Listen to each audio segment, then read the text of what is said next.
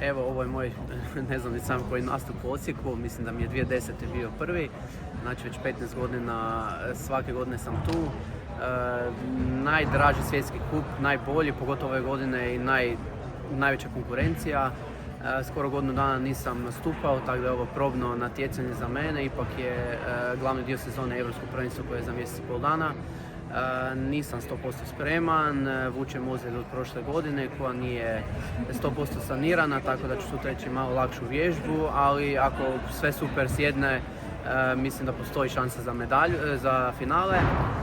A u finalu, evo, ako uđem u finalu, mislim da možda ću kalkulirati pa ići sve što znam, kao prošle godine. To se pokazalo uspješno.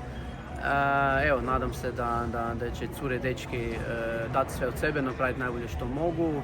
Žao mi što nema Tina, što se ozlijedio, što je par dana prije odustao. Fali mi ko prijatelj, fali mi jer uvijek se zezamo, tako da evo, ćemo, mislim da barem ja i probati napraviti vježbu iza njega, da i on bude sretniji doma. Možda nadam se da će biti tu, da će gledati, da će nas podržati i evo, to je to.